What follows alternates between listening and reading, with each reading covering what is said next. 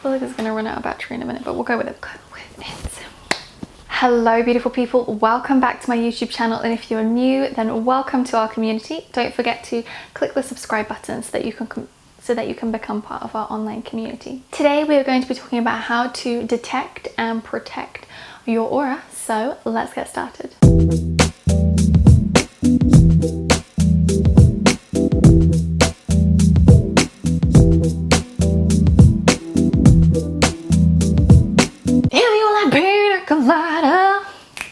Why have I got that song like in my head every time I do these videos? I don't know. I don't even drink. Anyway.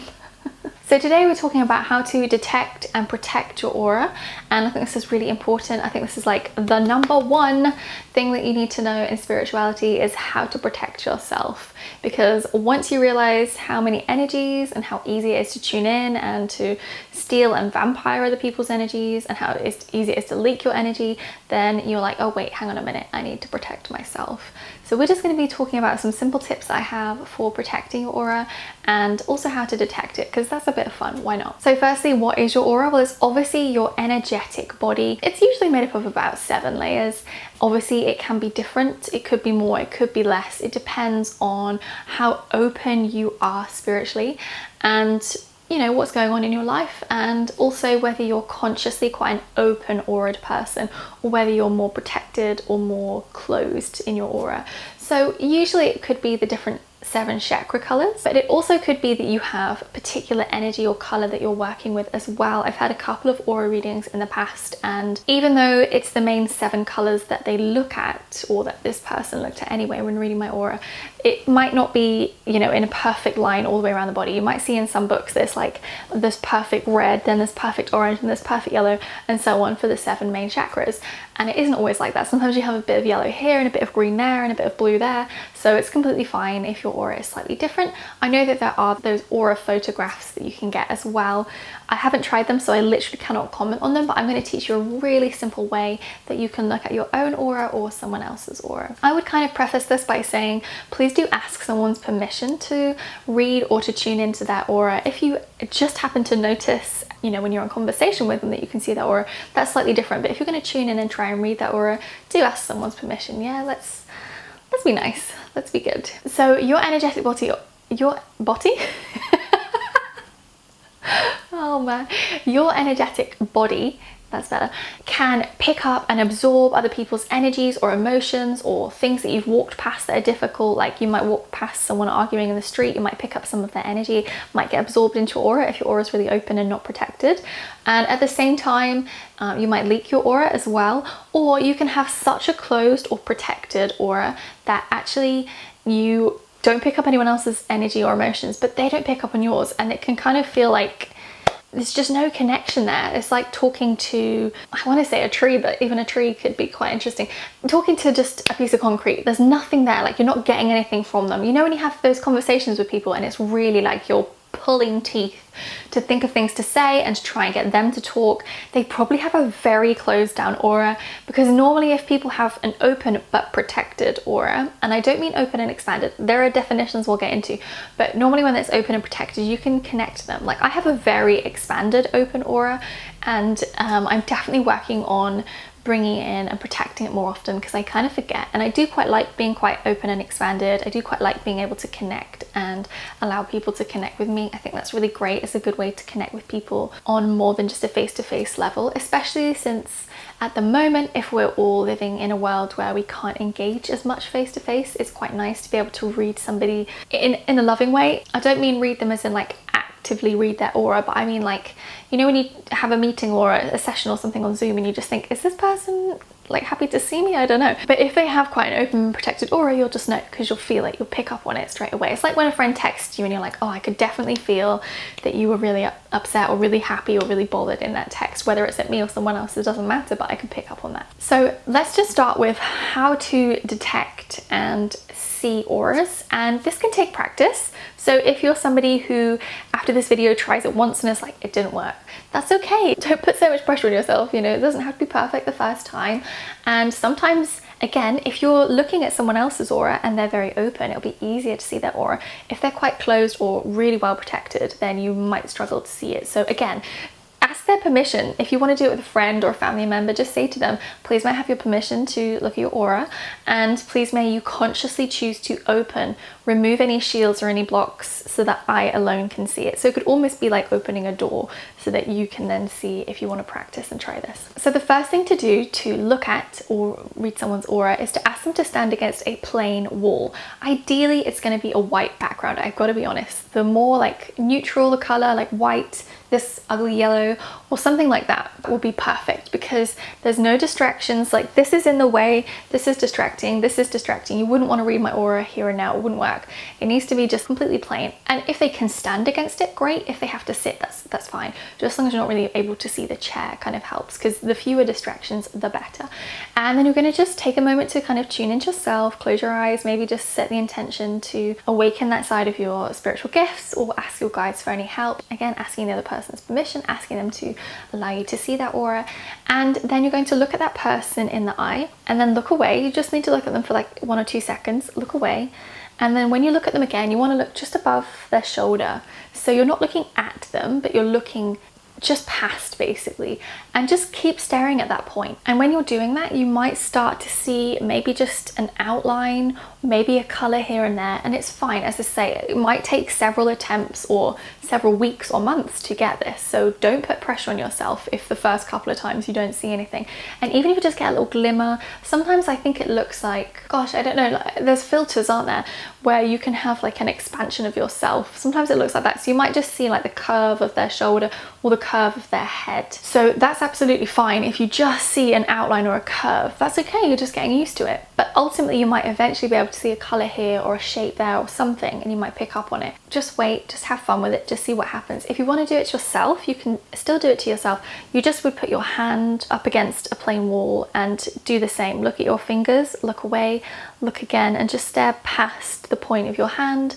I mean, in this instance, I'm looking through my thumb and my forefinger, or my pointy finger, and just keep staring and just wait until you eventually see an outline or a shape beyond the physical body. Let me know in the comments below if you try that and if it works for you and what you can see. But then once you've done that, then you can detect your aura as well. And again, this is something you can do with someone else. It's something you can do for yourself as well. And I think this is a great practice to get into every morning, if I'm honest with you. I need to remind myself, like I'm holding myself accountable here as well, because I sometimes forget this, and I think I might start setting an alarm on my phone that reminds me, don't forget to detect, protect, and shield your aura. So essentially what you need to do is just firstly close your eyes and tune in and just kind of feel like, where do I feel my aura is? And to me, when I first did that, I got a vision of the universe off planet, like Earth was here and then there was the universe around it, and I was like, oh, my aura is a little bit wide then.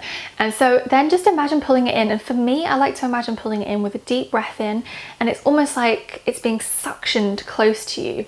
So the closer and the closer it comes, you want it to be about like 3 to 6 inches around the body, all the way around. Don't forget the back, don't forget the back of the head. Like these are areas we often forget, and that's where we can leak or absorb things we shouldn't. So just really take that moment to breathe in, just pulling your aura towards you with each breath in, and exhale, and then breathe in again and pulling it closer.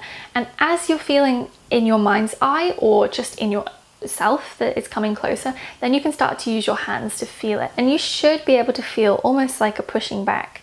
I can feel it here, but I can't feel it here, which tells me that I haven't pulled this area in enough. But this bit, it's just like a gentle push. Again, this can take practice. So I just need to imagine pulling this in a little bit more. Okay, yeah, now I can feel that. Okay, great. And you can do this around, and just again, until you feel it, until you feel, you know, like when you're a kid and you used to pretend that you know, what was it they used to do? Like somebody would hold their hands like this and you put your hands inside and they push and you push until you could feel like an energy. That's basically what you're doing. So you can practice that first. You want to know what it's going to feel like.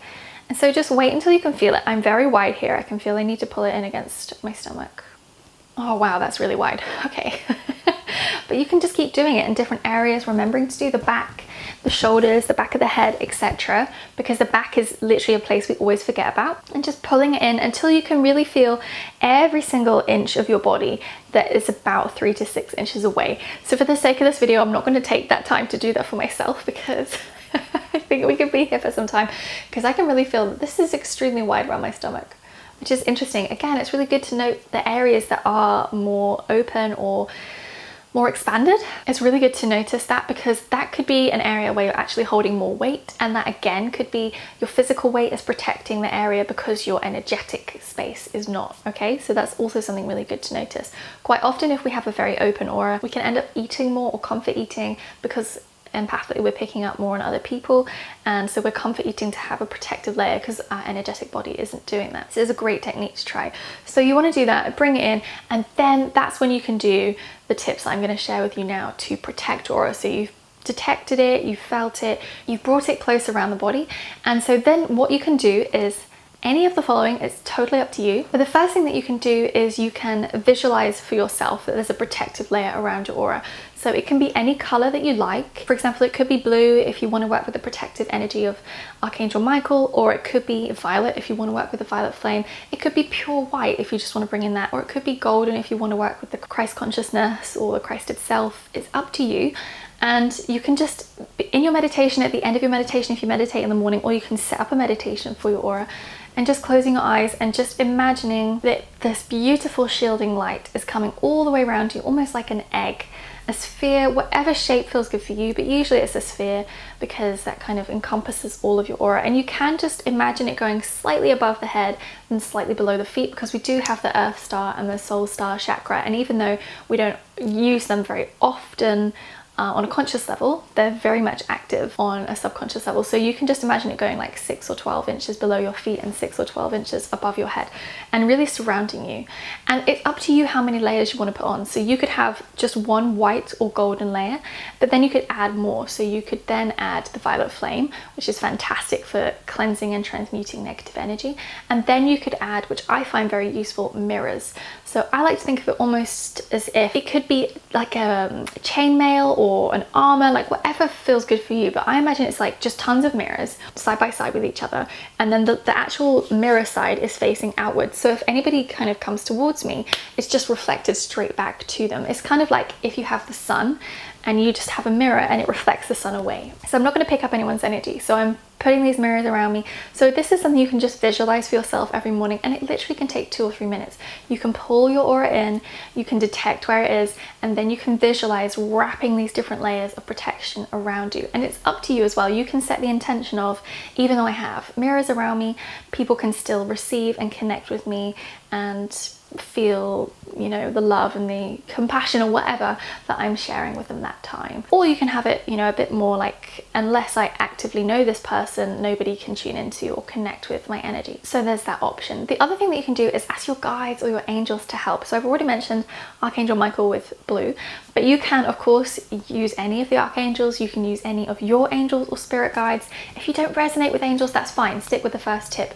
But if you do, then you can of course call upon them. Archangel Michael is just great as an example, because he definitely brings the protective level. He is royal blue or a sapphire blue. It's up to you what kind of color you resonate with. So you can imagine him bringing that down and enveloping that around you as well if you're meditating. Or you can just call upon him to do it. Like let's say you're in the middle of a shopping center and you think, oh wait, I forgot to protect my aura today. You can just really quickly in your mind think, Archangel Michael, I call upon you. Please can you come and surround me and my aura in a protective layer of blue light, so that only the highest good of all may come through and everything else just washes or falls away. The next thing that you can do is carry crystals, and I feel like this is a really popular option. You can carry something like smoky quartz or black tourmaline. Any kind of brown or dark colored stone will be perfect, like bloodstone or something like that would be fantastic. I wouldn't really recommend, say, rose quartz or something like that. It's just too open, it's too loving, it's going to expand your aura. So if you want to kind of keep yourself protected, black tourmaline's usually the best, really good at blocking other energies, and labradorite is really good as well. There are obviously other stones. You can of course do your research and find what resonates for you. I would definitely say that's something you can just carry in your pocket, or you can wear it like I am. I've got kunzite and phosphosiderite on, and do you know, I can't remember what this is. I feel like it's, I don't know if it's topaz or aquamarine. Bought it a really long time ago, so I can't remember what it is, but anyway, I love this crystal.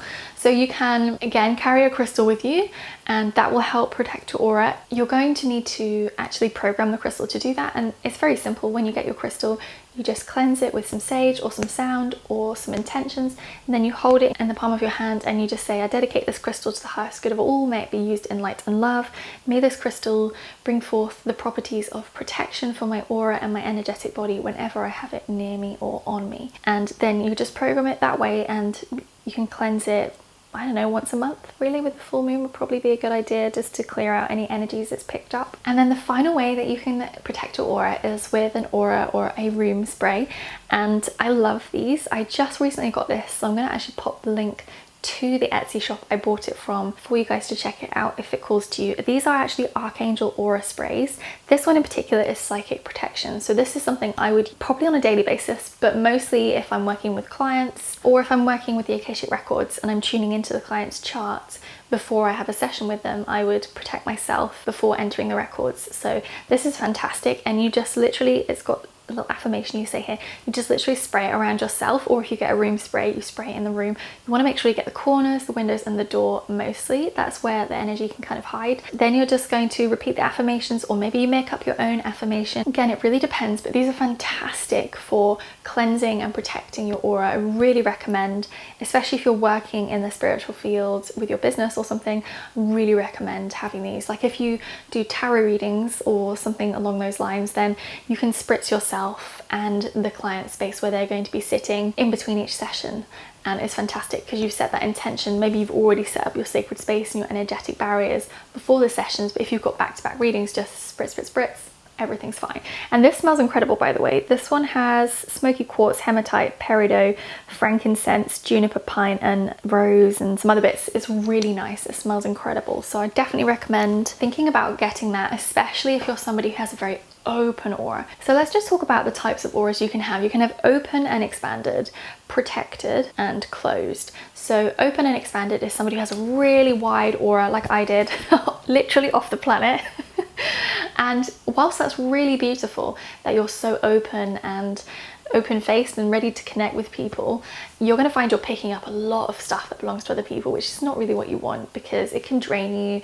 It can make you think that you're feeling things that you're actually not. It belongs to somebody else. So it's just really good to be mindful of that. Then there's the protected aura, which is the ultimate thing that we all need to strive for, which is where, as I've taught you, you've pulled it in, you've protected it, but at the same time you've set the intention that people can still connect to you. Depends on whether you want to make it just people that you know, or anybody can connect with me, but when they connect with me, I do not pick up or they do not receive any of my energy. It stays within me. And then there's closed. Closed auras are somebody who is heavily shielded and protected, and it's almost like walls or barriers are up, and they do not want anybody accessing their energy or even seeing their energy. And there can be a quality of hiding or fear to connect in some ways. I can see that my dog really wants to come and say hello. You don't want to have an open, expanded aura or a closed aura. Ultimately, you want to have the protected aura in the middle. You want to be open but protected, and that way people will still feel like they can get to know you and they can connect with you, but at the same time you won't be absorbing things and they won't feel like they're shut off. If somebody has a very closed aura, you can feel quite detached, and you can have a conversation with them and then just think, oh wow, like what just happened there? That exchange was really kind of dead. There was no energy there. You know, we kind of get the most from an exchange with somebody where the energy feels really good, it feels really loving, we feel like we can bounce off one another. But when it comes to a closed door, you can't bounce off it. It's just like boop, nothing there, just like falls to the ground. And I'm sure you guys will know what I'm talking about, because I'm sure you've met or experienced that, or maybe that sounds like you. And it's really good to be aware of that and to just mindfully think to yourself, okay, I'm going to allow my aura to be open but protected around X, Y, and Z type of people. Anyone else, then yes, I would like it to be very well protected against them. So really tune into what feels good for you, as always, like what feels intuitively right for you, but keep it in mind that it's good that people can connect with you, and it's good that you're protected at the same time. So I hope that you've enjoyed these tips and that you'll be able to use them and work with them, as I say, every morning ideally, unless you're somebody who's able to really strongly maintain the energy of an intention throughout a week. If you can, that's great, but I would say try it every day to begin with, and then you can build up that kind of regular protection. And consider something like a spray or a crystal that you can use to really protect your aura when you're out and about. As we're kind of opening up again, going out into the world, it's just so important to keep yourself protected, because we've had so much time inside that we haven't really had to focus as much on protecting or holding our aura in. And so even though obviously you can be energetically connected through online, I think going back out into the world as things open up again after lockdown, I think most of us are going to be super open, super wide. So I think bringing it in is going to be really important. So I hope that you've enjoyed this video. Let me know what you think in the comments below, and I will see you guys in next week's video.